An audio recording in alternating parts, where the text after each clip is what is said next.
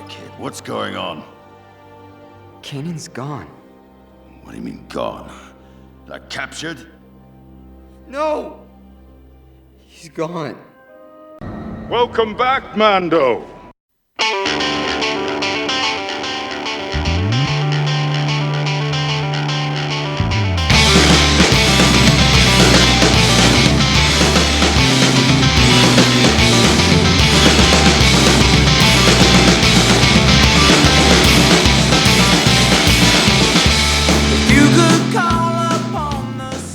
Oh! Greetings, Bucketheads. Mavar Tagar. Welcome to our 356th graciously grieving episode of MandoVision. I am your host, Nargai Tom, and thank you so much for checking out this small, independent Star Wars podcast. We're so glad you're here. Reach out to us on the socials at Mando_Vision on X and Insta, MandoVision at Blue Sky, and of course you can email the show, MandoVisionTom@gmail.com. Make sure to like, subscribe, follow, and share this show with all the Mandalorians in your covert. Bucketheads, we are here to continue our journey on the Star Wars Rebels rewatch episodes. Second episode for the week, unless there's a Bantha Tracks that drops in the middle at some point. But yeah, this is the format moving forward to finish out Star Wars Rebels. 2 episodes rewatched a week, right to the end. And again, Bantha Track bonus shows may drop in there at some point as well. Just stay tuned for those. That all depends on breaking Star Wars news and other pieces of Star Wars content that I may find of interest along the way. Woo! And we got a good one today, friends. Yeah, picking up the pieces, the remains of what happened, what transpired in our last episode. In the episode Jedi Knight, the passing of Kanan Jarrus, a.k.a. Caleb Dume, and the forever fracturing of a family unit, right? They've lost their father figure, and now our heroes must grieve and process and rally, because the battle against the Empire, you don't get a lot of time to go through your feelings and deal with these things. You gotta kind of rally and get going once again. And it's that kind of fight, my friends. So I don't see why we should waste a lot of time. Well, maybe we'll waste a little bit of time. Because I do like this episode quite a bit. It's a wonderful follow-up to the high emotion of Kanan's passing. And again, it's still an emotional episode, but it's somber, it's sad. It's our heroes going through the grieving process and the different ways in which they process their grief. You know, Zeb and Sabine processing theirs one way, Ezra and Hera processing theirs in another different way entirely, and kind of coming back together by the end of it, better for their efforts to sort of honor Kanan and preparing to move forward on how best to accomplish the mission they all set out to begin, the liberation of Lothal, and something else that we will talk about as the episode plays out. I think it's time to go ahead and get into things. Let's not waste any more time. And let's go ahead, do the episode particulars for this week. This is Star Wars Rebels, Season 4, Episode 11, DUME. Original air date, February 19th, 2018. The plot for this week's episode: reeling from a devastating loss, the Ghost Crew rallies together to find a new purpose and resolve. The episode is directed by Sergio Paez, written by Dave Filoni and Christopher Yost, and of course you have Stephen Melching on board as the story editor. Our primary cast for this week's episode: Taylor Gray is Ezra Bridger, Vanessa Marshall is Harrison Dula, Tia Sakar, Sabine Wren, Steve Blum is Zeb Aurelios, Dave Filoni is Chopper, Sam Witwer is Biker Scout number 2, Imperial Officer number 1, and Imperial Technician. Freddie Prinze Jr. returns as the voice of Doom. Mary Elizabeth McGlynn is Governor Price. Lars Mikkelsen is Grand Admiral Thrawn. Dante Bosco is Jai Kell. Warwick Davis is Rook. And Clancy Brown as Ryder Azadi. All right, friends. I don't see why we should waste any more time. I'm excited to talk about this episode. Let's go ahead and get into it. You know what that means. It's time. Strap on your buckets Let's go. Get out of here. We'll hold them off. You're going to have to relocate the covert. This is the way. This is the way. Our episode opens back on Lothal in the capital city, where the fiery, smoky, ashy remains of the Imperial Fuel Depot are in ruin. Reminder from last week, Governor Price made the insane decision to open fire on her own fuel depot in an effort to kill the rebel cell. She got Kanan, but she didn't get the rest of them. And now, as they stand in the ruins of the fuel depot, an Imperial officer is kind of giving her the assessment that, cool, you killed one guy, but we have severely damaged the TIE Defender program by blowing up the fuel depot that's helping not only fuel these ships, but keep these factories running as well. So it's a significant cost to kill one man. And Price, not surprisingly, wants in it. No, this is not a defeat for the Empire. We killed a vital member of the rebellion, a Jedi Knight no less. And this is a cause for celebration. Imperial victory must be celebrated. It is time for a parade. And the Imperial officers seem somewhat bewildered by this, but this is the spin that Price wants to have happen. Because she wants the populace to know, like, hey, yeah, this fuel depot blew up, and we took out those rebels who you thought were coming to save you, who you thought were coming to end the Imperial occupation of Lothal. Not so fast, and we're going to celebrate, and we're going to make you celebrate them losing. So it's an interesting tact for Price to take. And again, the fact that the audacity that Price has, thinking that because Thrawn is off-world at Coruscant, pleading his case for the TIE Defender program to Emperor Palpatine himself, that he is somehow oblivious to what's going on. Again, Rook is there. That's his man on the inside, basically. Like, that's his own personal agent. So why wouldn't Thrawn know what is happening exactly, even though he's not there? So again, we talked about it last episode, how this decision by Price was, A, completely insane, but just a bold act of hubris to think that you can blow up the Imperial Fuel Depot and cost Thrawn his TIE Defender program and get away with it? Say what? Not a fan. And Price is going to pay for that one. But that's a little bit later in the episode.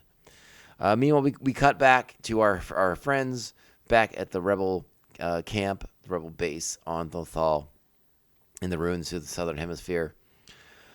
The caves in the Southern Hemisphere, excuse me. And the Imperial gunship that they liberated to return home.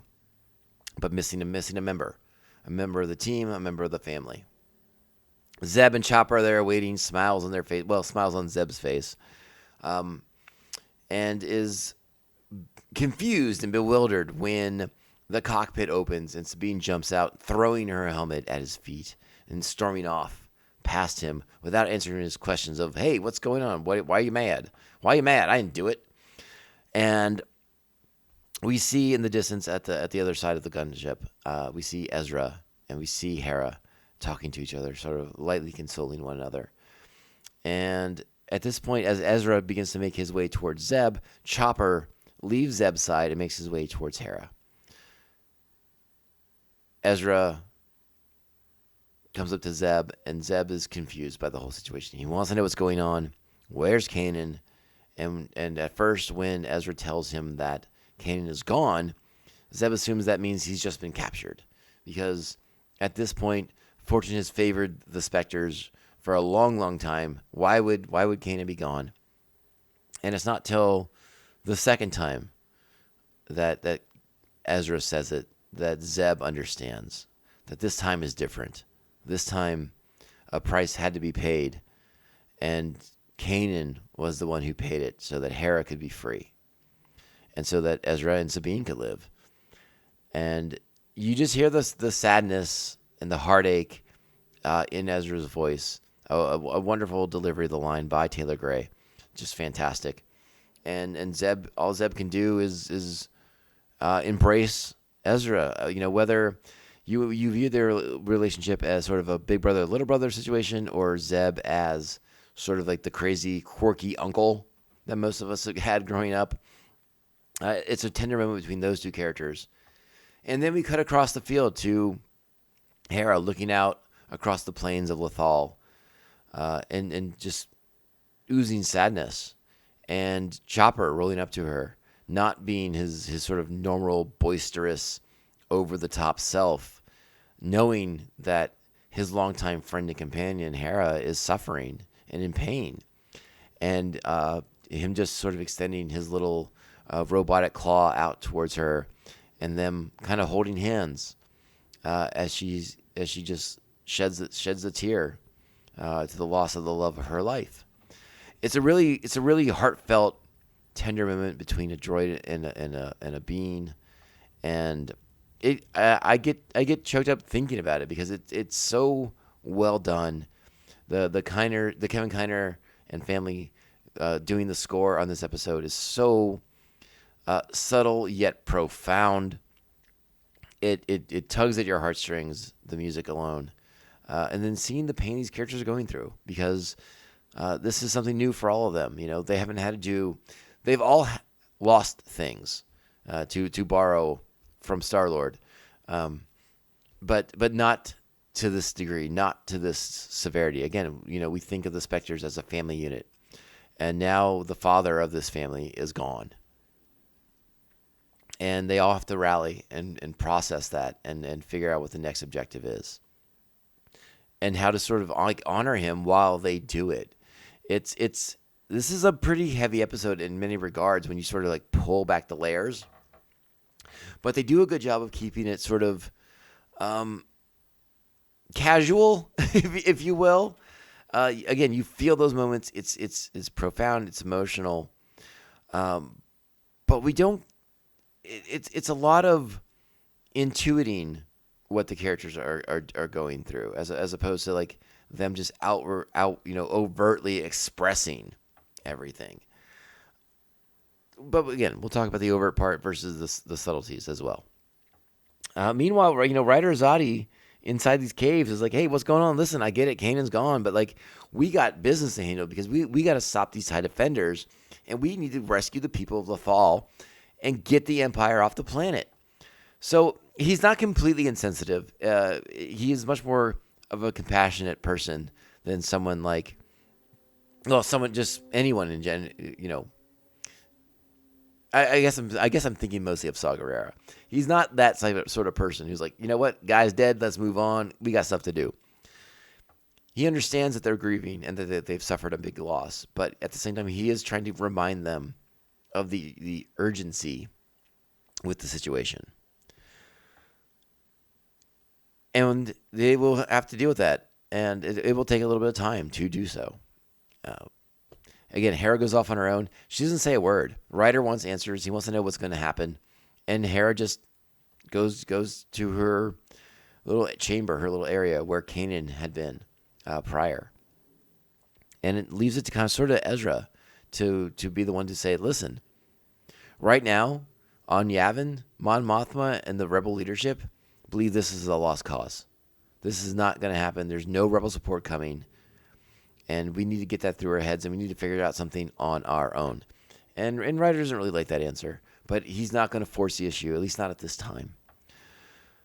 So then Ezra goes off on his own and goes outside, sits at the base of the mountains, looks out on the plains, and begins to process what he's going through. And that's when the Lothwolves appear, and they are agitated. They are growling. They are snarling at him. Ezra doesn't know what to do. And so he does the one thing he probably shouldn't do. He runs. He runs from the Lothwolves, and they pursue. Now, again, you don't know what a Lothwolf wants. These creatures are large. They are intimidating. And when they're growling and snarling at you, you definitely don't want to risk misinterpreting what you think you know about them and getting your head bitten off. So he runs. And again, it's probably a mistake because he's running out of fear. And that's not what Jedis do. We don't run out of fear. No. The Loth Wolves sort of corral him, and they begin to knock him around. And eventually, they knock him out, rendering him unconscious. At this point, we will cut back to the capital city because, like we discussed moments ago, Grand Admiral Thrawn, you can't pull one over on this guy. He's got things to say. Use that again. When I return, TIE Defender. In defeat, did it not? Did you really believe? Something better. It's true then. But the Jedi's death came at a cost. Did it not? Did you really believe that holding a parade would hide the fact that you destroyed our entire fuel supply? In defeating Kanan Jarrus, you have accomplished what the rebels failed to, and given them a victory. The operation on Lothal, my TIE Defender project, has been compromised. Grand Admiral, I will deal with you when I return, Governor. Yeah, so Thrawn is pretty hot about what Price did, as we should not be too surprised by. Meanwhile, back at Rebel Base, Hera is with Chopper, and she's going through her feelings. And again, it's another tender moment between the two characters. I loved it. I think it's great. It's her talking about how she was glad she finally got to say how she felt about him, and telling Chopper all these things. And they have the Calicori with her. The thing that shows her family history. And I think we all know where this is kind of going with the Calicori, but it's still a nice moment when it does land. Meanwhile, we have Sabine and Zeb, who are going about their grief in a very different way. They are going about it with anger and sort of like more of a vengeance mindset. Like, we're going to get payback for what you did. And so they're going to go fight some Imperials, and they find some on like the freeways that head in and out of the capital city. And they set some bombs, they monitor some communications, and that's where we learn that, maybe things aren't as bad as we thought. Yes, Kanan's dead, but look to the city, look to the smokestacks that aren't active right now. Something's happened in the capital that the Empire is trying to sort of suppress. Meanwhile, Rook has been dispatched by Thrawn because at the tail end of the conversation we played, he mentions that, hey, the rebels are going to be spiraling, and without Kanan as sort of like their calming influence, they're going to sort of lash out, and they should be ready for a wild, unexpected attack. So expect the unexpected. Rook is out there, dispatched, finds the explosion that Sabine has caused in the speeder bike that's killed some stormtroopers. And a great funny moment as off in the distance, they're watching the scene through some binocs, and that a good sniffer of Rook's ferrets them out pretty quick, and Rook looks up directly at Zeb, and it freaks him out. He gets scared. So a little bit of levity in an episode that is like highly emotional. I'm gonna stay on their thread a little bit because it's such it feels like for these characters this is the proper way for them to process loss and grief, and that is to sort of go for payback, go for revenge, inflict a little pain of their own to sort of ease their suffering. So I like the sequence a lot, and it does sort of carry over with some of the other elements of things that we've seen throughout the show, because it gets to the point where Sabine and Zeb have lured Rook out into physical combat, and Rook goes kind of like full Predator on them, engages a cloaking device, and begins to beat the crap out of them, and they have to use their cleverness to figure out how to combat an invisible enemy. And of course, it's Sabine. At first she has some thermal detection through her helmet, but Rook eliminates that by removing the helmet and knocking it away. And then Sabine realizes she has a paint bomb, basically. And she begins to cover Rook and makes him invisible so that they can get the drop on him. And they beat the snot out of him. And it comes to a point where Zeb, remember, who is extremely physically strong, is just pummeling Rook. He's unconscious, pass out, and Zeb is trying to turn him into paste. And Sabine, who has been through this exact same emotion, is the one who pulls Zeb off. And it's like, hey, I got a better idea. And they spray paint Rook, basically, put him on a speeder bike back towards the Capitol as a message. They're like, hey, you know what? Kanan's gone, but the fight is far from over, and we aren't going anywhere. So a nice moment for these characters to sort of process their grief in a very, very different fashion. Meanwhile, it's towards the end of the episode, but I want to talk about it now, and that is Hera honoring Kanan by adding a piece of jewelry to the Calicori that honors him and marks him as part of her family and now part of their living tradition on the Calicori. It's a wonderful moment for her to honor and always be reminded of her love for him, and it's a very, very sweet moment, and I think it pays off wonderfully. They really deliver the goods on that one. Meanwhile, I want to spend the last bit of the episode talking about Ezra and his journey. Again, rendered unconscious by the Lothwolves, he wakes up, not quite on Lothal, but on a very familiar Lothal, but sort of like an ethereal Lothal. Like, look at the sky behind him, the swirling purple, all these different things. It's a beautiful sequence. It's really, really great. And he is having one of these conversations with the Lothwolves, and he turns around behind him, and we see the biggest Lothwolf we've seen yet. And this one is emblazoned with the symbol that Kanan wore on his shoulder pauldron, right on this Lothwolf's forehead.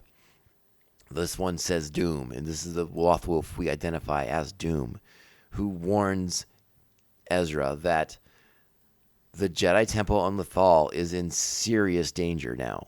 You abandoned it when the Inquisitors showed up. You thought maybe it was, you didn't need to worry about it, but there's big things going on in that temple that you don't understand yet. So the Lothwolves show him the stone tablet, and again, sort of impart that the Jedi Temple on Lothal is a very significant piece of your journey and what you need to do next to save Lothal. So they get this stone tablet. When Ezra sort of returns to the real Lothal from the sort of Force version of Lothal, the stone tablet is there, and he takes it back to the base. Again, Ezra, Hera, Zeb, and Sabine kind of all reunite after their nights of sort of grieving and processing things. So Hera has the new Calicori with a tribute to Kanan on it. But it's Sabine and Zeb who come with the really profound news that, hey, listen, Kanan's lost. But guess what? He helped us win the day because the factory, the TIE Defender factory, is offline. It's not working. They blew up those fuel cells and they've crippled their TIE Defender program. He helped us win the day. And then then Ezra shows up with the stone tablet from the Jedi Temple and says, hey, I just sort of communed with Kanan, and now we have to go handle some business at the Jedi Temple here on Lothal, and everything hinges around it. It's awesome, it's vital, it's pivotal stuff.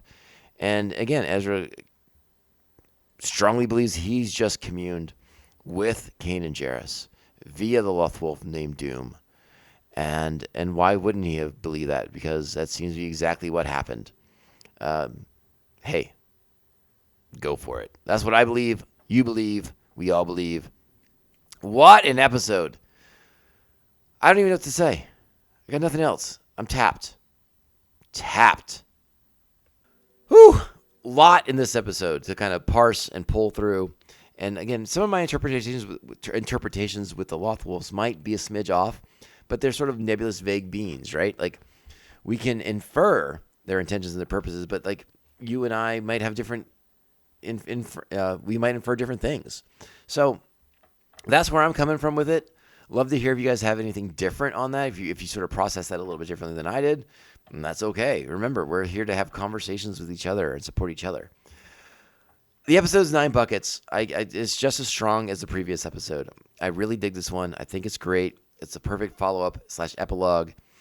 Remember, these were originally supposed to be titled as Ascension Part 1 and Ascension Part 2, which is why I do tend to believe that the passing of Kanan and his sort of merging with the force of Lothal and the Loth Wolves themselves is sort of central to what's going on towards the end of this episode. And that's where I land on it. Again, 9 buckets, easy peasy. Good stuff here as we kick off now into the final 4 episodes of Star Wars Rebels. Woo! And thanks for sticking with us. Make sure you're following us on the socials and all that good stuff. I'll read those to you in a second. Another reminder, hey, Bucketheads, this is the MandoVision podcast, and I am your host, Narguy Tom.